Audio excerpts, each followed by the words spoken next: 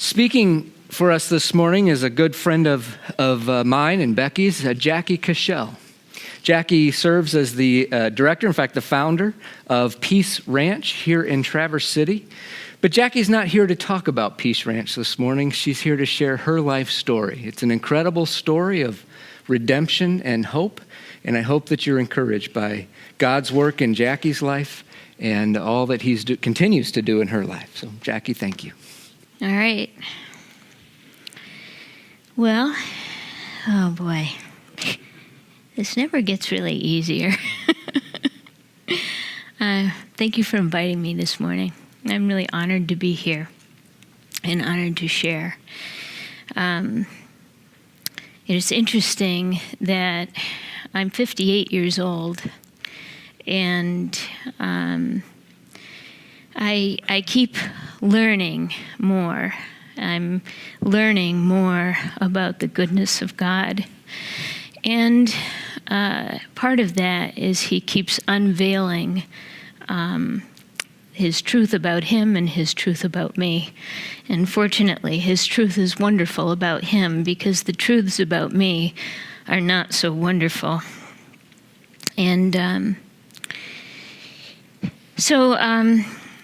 as Jeff said, I'm here in Traverse City and with my husband, Paul. He's here with me today. And we've lived here since 1990. We have 6 children, 4 of whom we adopted from within this community.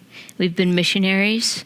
We've served in church leadership for many years. We've traveled extensively to share Christ.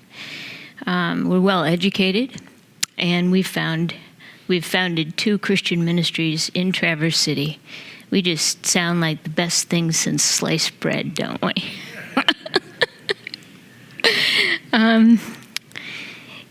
It's really easy to think things about people from the little that we know about them and to draw conclusions about their lives and to compare their insides to our their outsides to our insides. And it's equally easy to get sucked into struggling between who we present to the world and who we know we really are. And when we make looking good a priority, we lose our sense of belonging in the world as our authentic and true selves.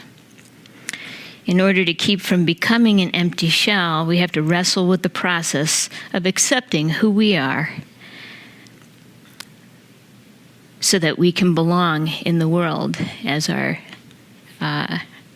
we lose our sense of belonging in the world as our authentic, true selves. So I guess the purpose, or what I'd like you to walk away with this morning, I'll just tell you right at the beginning, and I'm going to read because otherwise I get lost, you can tell already, that the process of accepting who we are helps us to become who we were intended to be. I've needed to do a lot of wrestling with this, and so I'm here to share my story and practice authenticity, and hopefully to be an encouragement and be an example of how reconnecting with who we really are, accepting God's perspective, really produces our best selves. Psalm 139 tells us that God was there as we grew into being in our mother's wombs, that his eyes saw our unformed bodies, and that all the days ordained for us were written in his book before one ever came to be.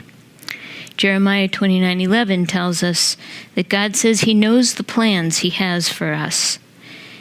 He has plans to prosper, not to harm us, plans to give us a hope and a future.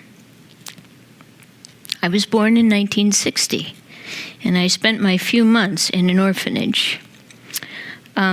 I didn't realize this until 2017. You're probably wondering, how is that possible? I'm not really sure. But in fact, a lot of the things that I believed about my childhood have ended up being false. But knowing the truth has helped me understand the attitudes and victimization I encountered in a world that at that time still considered foundlings to be trash. I grew up an only child of parents who I believe struggled the entire time they were married. I always felt a little bit odd, like I didn't fit in. I never really connected with my parents. I sucked at my thumb until I was 12. Growing up in Connecticut, I spent a lot of time in my own world. I had an imaginary friend I named Chadi Makadalan. And I had an intrinsic love for animals, all animals, but especially horses. Now, what's strange about that is we didn't have any animals. My father forbade it, and neither of my parents liked animals. My mother says that I used to bring home caterpillars. My parents were Catholic. Dad really had no use for religion, and his disdain became more evident through my childhood and into adulthood after I became a believer. My mother was a nominal Catholic whose faith wavered and waned through difficult times. My mom was a fearful type, and we were always trying to be quiet so we didn't disturb Dad. Dad was caustically sarcastic. He was a dominating man who squashed my mother like a bug. I adored him. I can't really remember very much from my childhood, but one thing I have always recalled was sobbing at a movie theater after seeing a movie called Run Wild, Run Free. Now, in 2017, I was asked to share my story in a local storytelling platform called Fulfillment.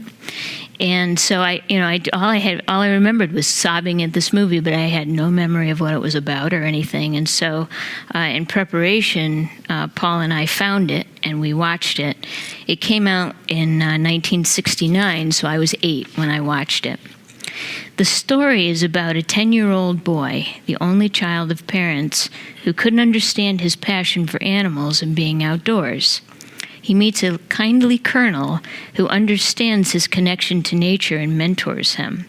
The boy meets a wild, blue-eyed white colt. The child forms a deep bond to the animal, a creature that seems to understand him like no other, and the experience is transformative. I bawled the entire time through the movie. It was like my body remembered being there as a child while my mind was overwhelmed by the foreshadowing of God's work in my life and his impartation of the vision for Peace Ranch. It was profound. When I was 10, after years of tension and unfaithfulness, my Catholic parents divorced. And I don't bring up the fact that they were Catholic in any kind of a negative way about Catholicism or anything like that. It's just that at that time, it wasn't okay to get divorced if you were a Catholic. So there were all kinds of consequences as a result, in our community. Dad moved out, Mom went to work. So I'm a first-generation latchkey kid.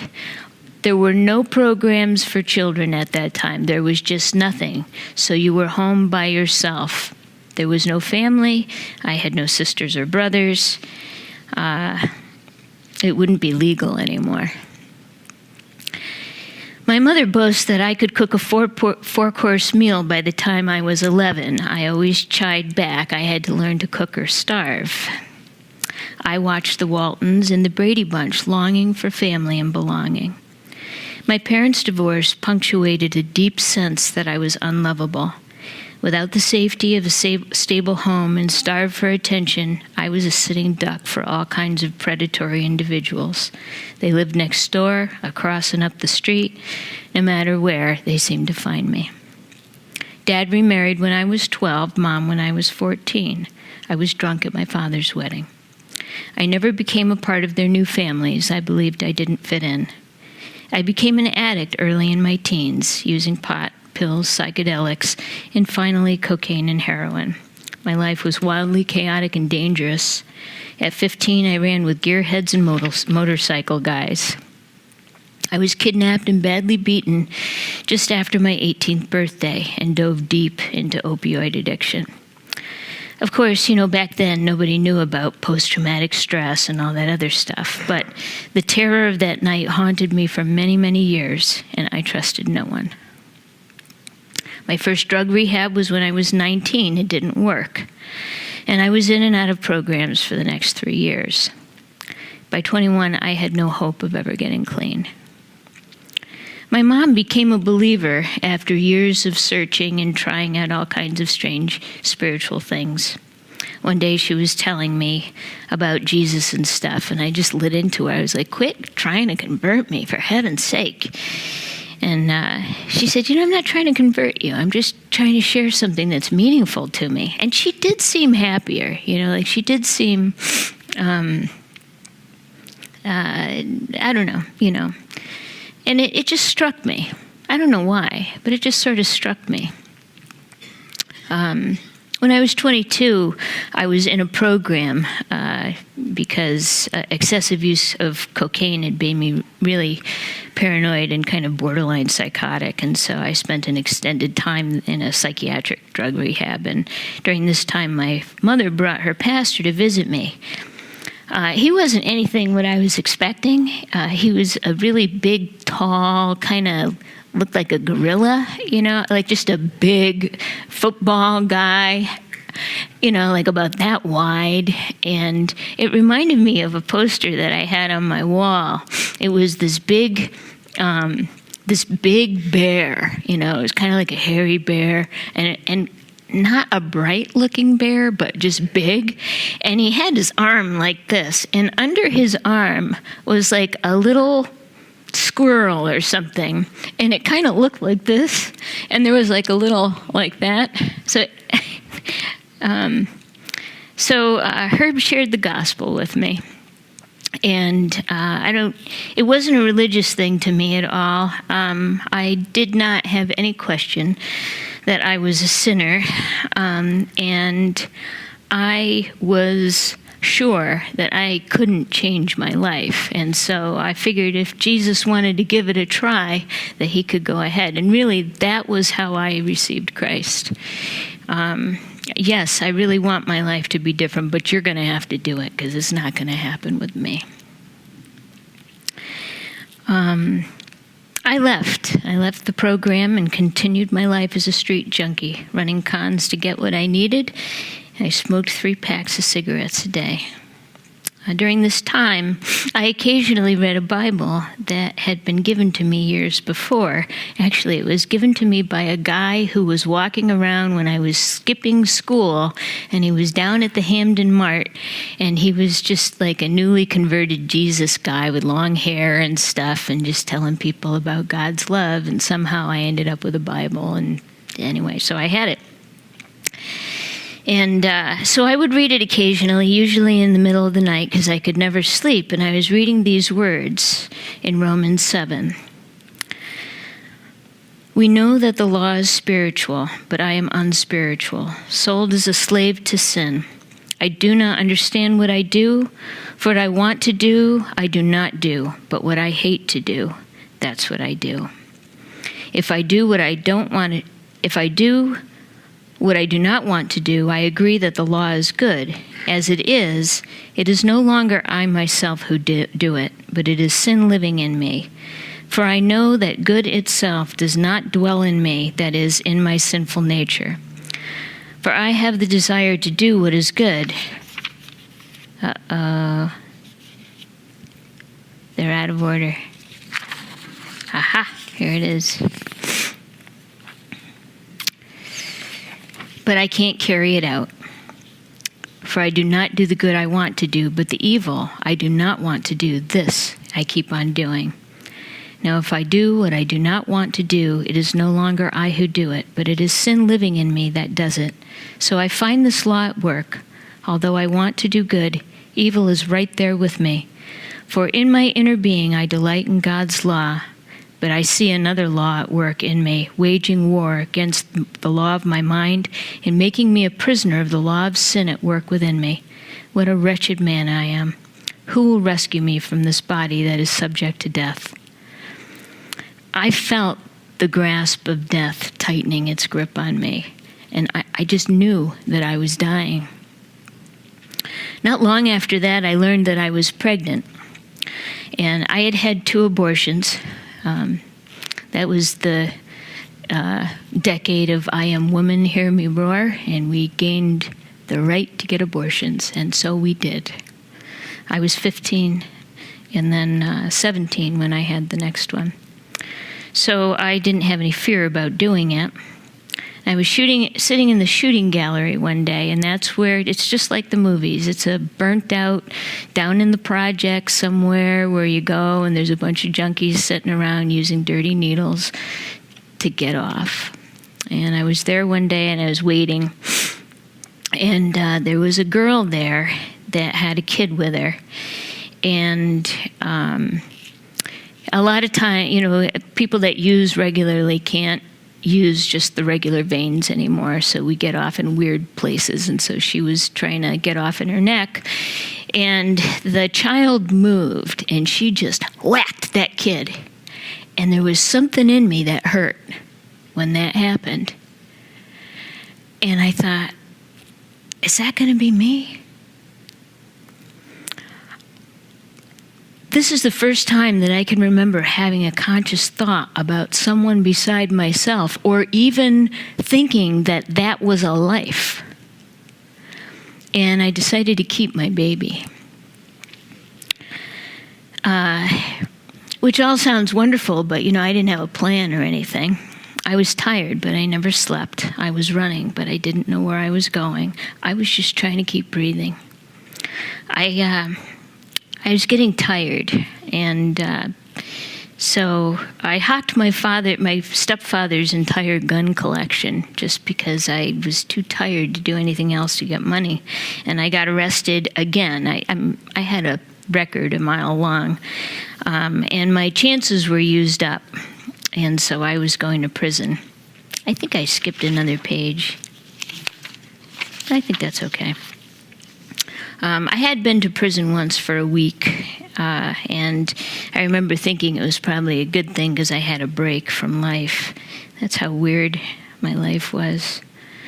So to avoid prison, I agreed to go to a Christian rehab for a year on a 400-acre farm in New Hampshire. And there was no detox unit, so I was going to be letting go of my $200 a day heroin habit cold turkey. And my mother left me there. This was June. I was 22. My mother left me there at 10 o'clock on a Friday night. And I was expecting kind of, everything just getting more and more excruciating, which is what happens when you just quit using heroin. And I fell asleep. And for me, those words they just jump out because sleeping was a miracle. It was a miracle in itself, never mind for a junkie who just didn't have any fix. And by the grace of God, I woke the next morning miraculously and never went through any withdrawal. That was 35 years ago, this past June, and I've been clean ever since. My life was transformed, and though I couldn't explain it, I knew I was different. The rhythm of life on that farm soothed my soul, and the peace of God revived me. There was a lot of scripture memory during that time, and rest and healthy food, and it wasn't psychological. It was a lot more mentoring. My daughter was born healthy, and I successfully completed the program, and I never looked back until I was 40. So that's in a few years, a couple pages down. I met and married Paul, and we moved to Michigan. We became ordained ministers. Our son Dan was born. We moved to Colorado Springs in full-time ministry at the Christian Home for Children, now known as Family Life Services. I became pregnant with our second son, John Robert, who passed away 3 days after he was born prematurely, which was the result of complications in the pregnancy, which also nearly cost my life and ended in hysterectomy. It was 1988. I was 27 and was devastated. The words from the old hymn, "Be Still My Soul," were a comfort to me, especially the part where it says, "The waves and wind still know his voice."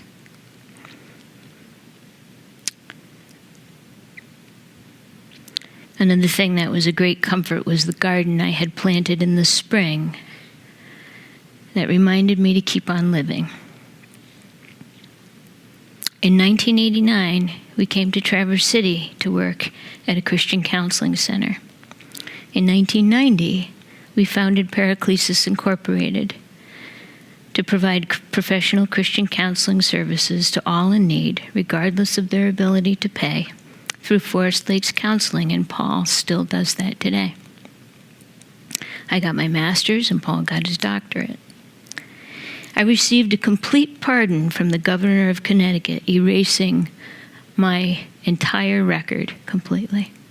Now, if I have to fill out a form and it says, "Have you ever been arrested?" I say, "No."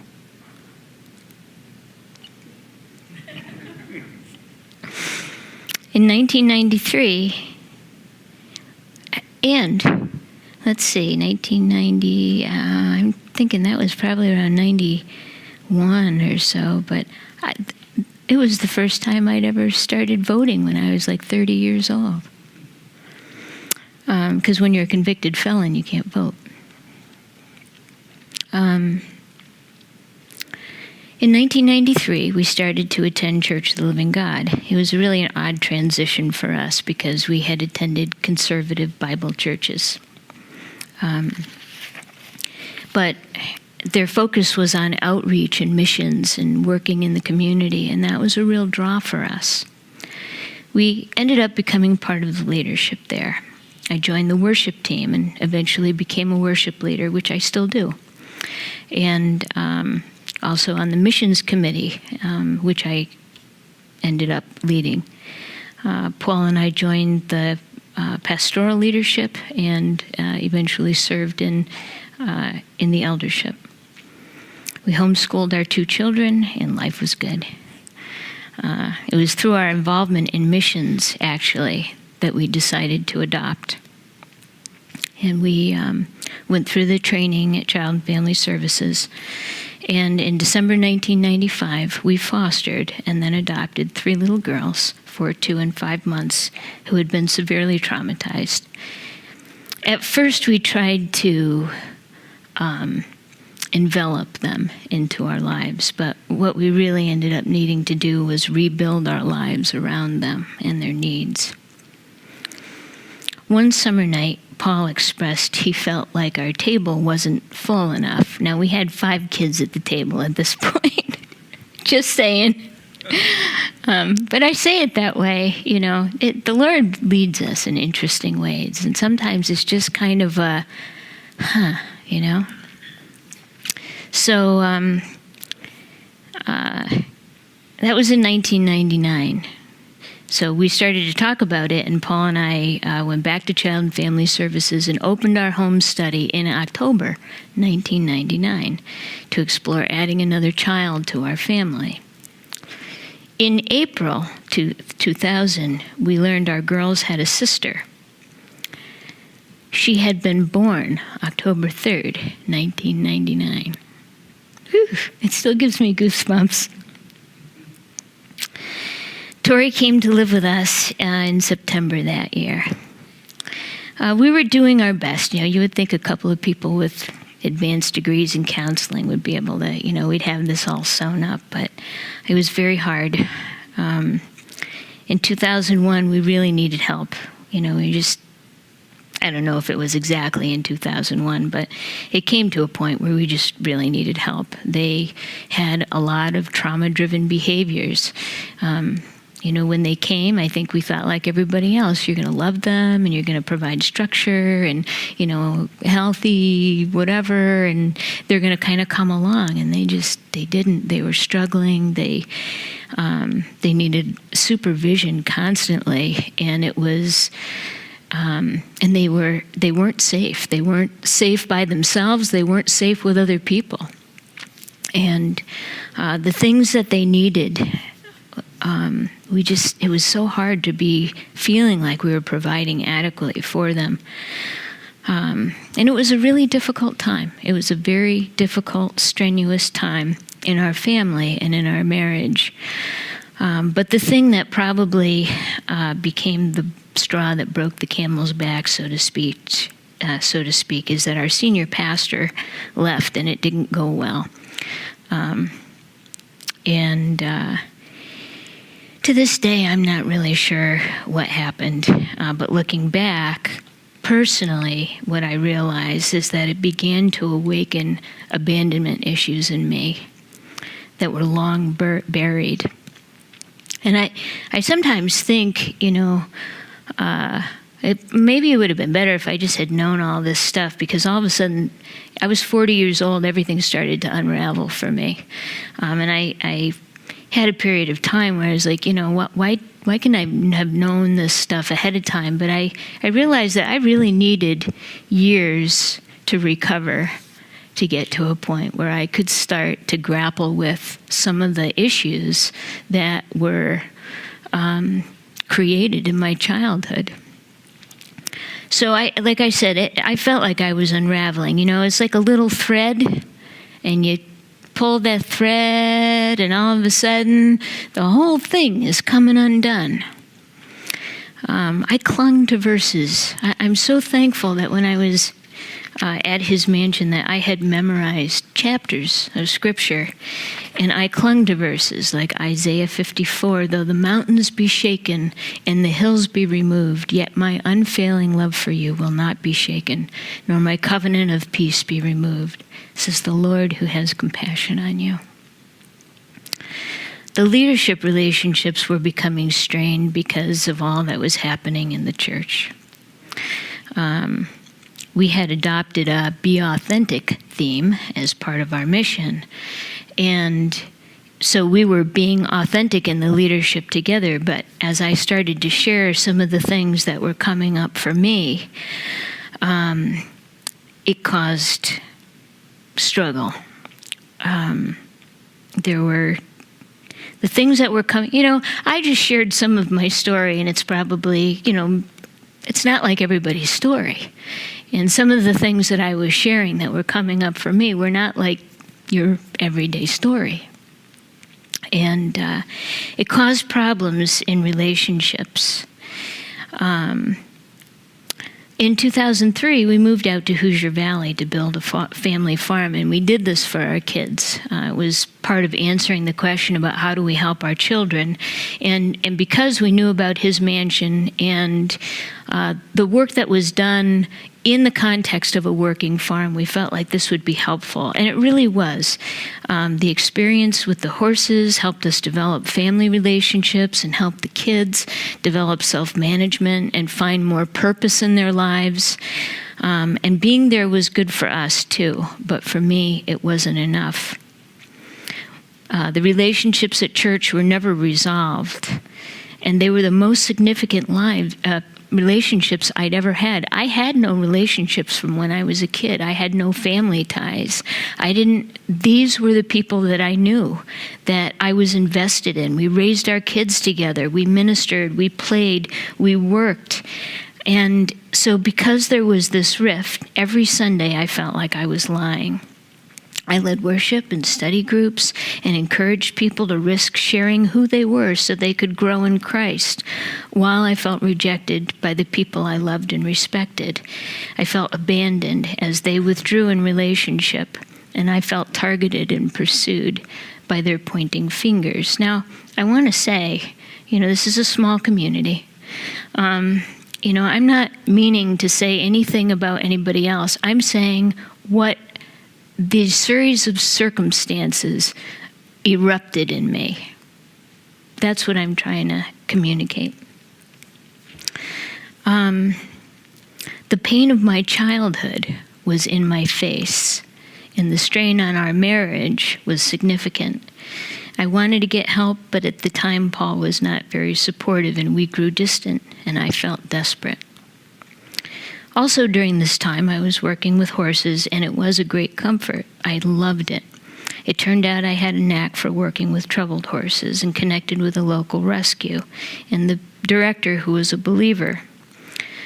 Through my work with people and horses, I began to envision and explore all the possibilities of using horses in a mental health model to help kids. And I developed the proposal that I pitched to our board of directors that eventually became Peace Ranch. This was life to me, sharing with like-minded people, but I was living a double life, as I had when I was young. I was hiding. I was hiding from the pain, and though I wasn't using, I was vulnerable and my judgment was impaired to the extent that near the end of 2006, when a man I knew pursued me, I did not refuse. In February 2007, my husband found out. I was mortified. The exposure produced clarity that hit me like a board. We were both really hurting, but neither of us wanted divorce. So we committed to stay together, trusting God to heal our hearts. I confessed publicly to the church, and we resigned from church leadership. It was the most painful thing I've ever done. Hebrews 12:11 says, "No discipline is pleasant at the time, but painful. Later on, however, it produces a harvest of righteousness and peace for those who have been trained by it." We stayed in our church. By the grace of God, our relationship was healed. Our children grew up, and the ministry that was birthed in our hearts continued to grow.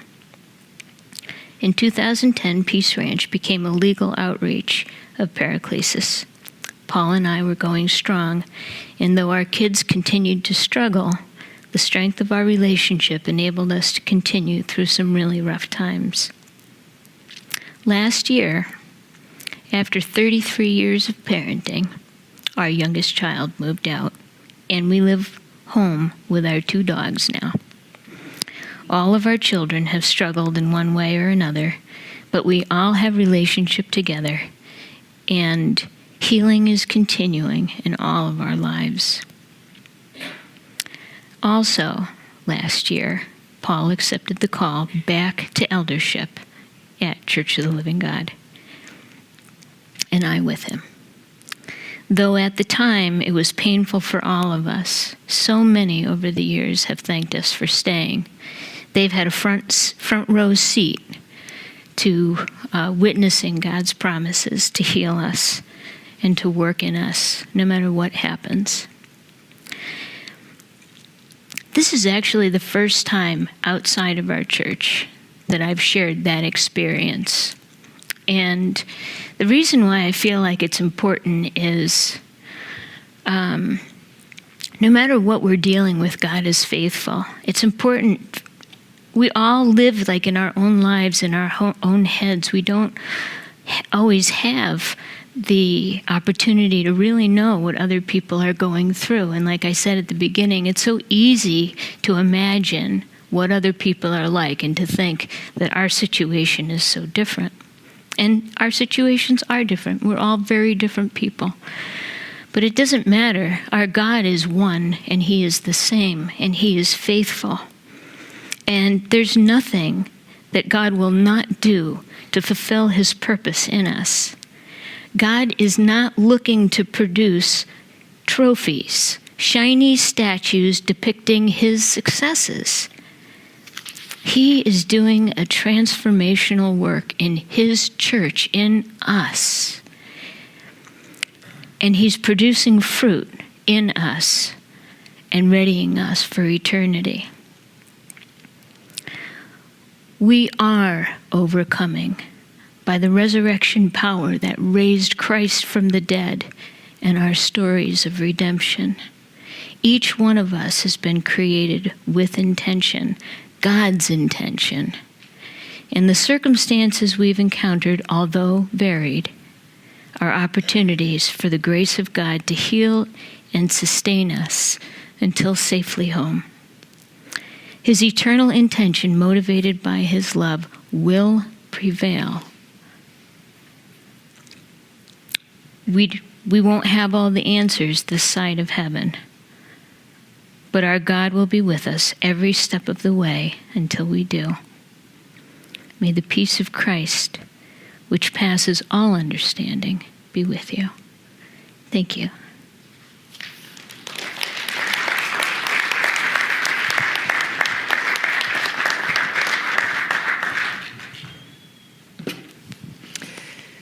Thank you, Jackie, for sharing your heart with us this morning.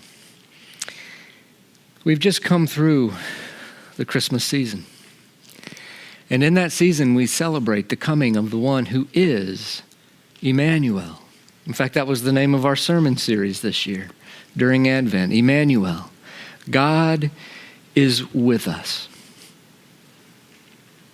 Throughout the Old Testament, as Jackie quoted from Isaiah this morning, he told his people, I am with you. In sending Jesus Christ, he says to each one of us, I am with you and I will never, ever, ever leave you alone. No matter where you find yourself, you are never outside the reach of my embrace. I am there with you.